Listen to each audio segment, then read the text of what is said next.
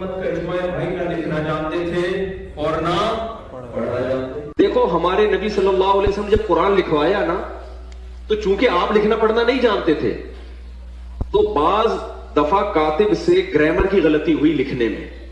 ہمارے نبی نے اس کی کریکشن نہیں کی. آپ کو نہیں پتا چلا کہ گرامر کے لحاظ سے یہ غلط لکھا ہوا ہے, وہ اب تک اسی طرح لکھا ہوا ہے. ان دنوں مفتی طارق مسعود کی گستاخی, وضاحت اور رجوع والی ویڈیو کلپس وائرل ہیں. لوگ مختلف انداز سے تبصرے اور تجزیہ کرنے میں مصروف ہیں. زیادہ تر گفتگو طارق مسعود کے الفاظ پر کی جا رہی ہے, جو کرنا بھی چاہیے, لیکن یہاں ان کے الفاظ کے ساتھ ساتھ انداز گفتگو پر بھی کلام ضروری ہے, کیونکہ کئی بار الفاظ سے زیادہ ضروری انداز گفتگو ہو جاتا ہے. اہل علم بخوبی جانتے ہیں کہ کئی بار ایک ہی لفظ انداز و کیفیت کی وجہ سے مختلف اور متضاد معانی میں استعمال ہوتا ہے. مثلا کیا بات ہے, یہ جملہ فخر و مباحات کے طور پر بھی استعمال کیا جاتا ہے, اور استفسار و غصے کے لیے بھی. کسی باپ کو خبر ملے کہ اس کے بیٹے نے کوئی بڑا کارنامہ انجام دیا ہے تو احساس خوشی اور فخر کے ساتھ بے اختیار باپ کے منہ سے یہی نکلتا ہے, کیا بات ہے. یہی جملہ باپ کے منہ سے نہایت ہی غصے میں نکلتا ہے جب اس کے بیٹے کسی بات پر جھگڑا کر بیٹھے. باپ جو ہے اس کے شور کو سن کر باپ نہایت ہی خرخت لہجے میں یہی پوچھتا ہے, کیا بات ہے. غور کریں, الفاظ وہی ہیں, صرف انداز اور کیفیت بدلی ہے, مگر تبدیلی انداز سے الفاظ کے معنی ہی میں بدلے. معلوم ہوا کہ الفاظ کے ساتھ ساتھ انداز گفتگو بھی شائستہ اور مہذب ہونا چاہیے. بات جب بارگاہ رسالت مآب صلی اللہ علیہ وسلم کی ہو تو یہ خیال رکھنا بے حد ضروری ہوتا ہے کہ بوقت ذکر پاک نہ صرف ہمارے الفاظ اچھے ہوں بلکہ ہمارا انداز گفتگو بھی مؤدب ہو. اگر الفاظ درست بھی ہوئے اور انداز گفتگو عامیانہ اور نامناسب ہوا تب بھی بارگاہ رسالت کی بے ادبی کا گناہ لازم آئے گا. الفاظ بھی برائے انداز بھی برا. مفتی طارق مسعود نے جس وقت ہمارے نبی نہ لکھنا جانتے تھے نہ پڑھنا, اس الفاظ کو کہا جیسے گستاخانہ الفاظ اپنی بیہودہ زبان سے نکالے. اس وقت اس شخص کا انداز گفتگو اور حرکات بھی نہایت ہی شوقیانہ اور گھٹیا تھی.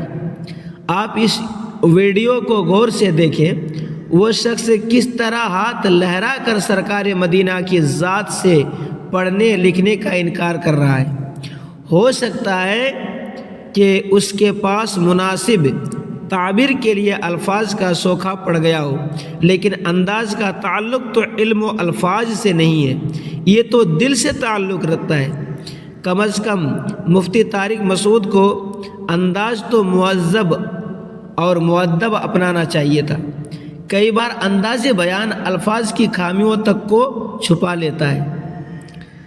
صرف انداز بیان رنگ بدل دیتا ہے, ورنہ دنیا میں کوئی بات نئی بات نہیں ہے. ٹھیک ہے, مگر برا ہو اس ماحول کا جہاں ایسے لوگ پروان چڑھتے ہیں جہاں نہ انبیاء کے متعلق گفتگو کا سلیقہ سکھایا جاتا ہے اور نہ صحابہ و اولیاء کے متعلق انداز گفتگو کی تربیت دی جاتی ہے. وہاں تو سب دھان باعث پنسری کے مطابق چلنا سکھایا جاتا ہے. اس لیے ایسے ماحول میں جب کوئی خطیب و ادیب تیار ہوتا ہے تو چاہے کتنا ہی طلیق اللسان ہو, کتنا ہی قادر الکلام ہو, مگر اس کا انداز بیان عامیانہ ہی رہتا ہے, کیونکہ پائی ہی نہیں. وہ تو صرف اپنی زبان چلانے میں یقین رکھتا ہے. الفاظ چاہے کتنے بھونڈے ہو, انداز چاہے کتنا ہی گھٹیا ہو, انداز ایسا ہوتا ہے. مفتی طارق مسعود کوئی جاہل نہیں کہ انہیں الفاظ کی شناعت و قباحت کا علم نہ ہو، نہ وہ کوئی بھاڑ بھوننے والے ہیں کہ انہیں ذکر رسول کے انداز اور اس کی نزاکت و کیفیت کا احساس نہ ہو۔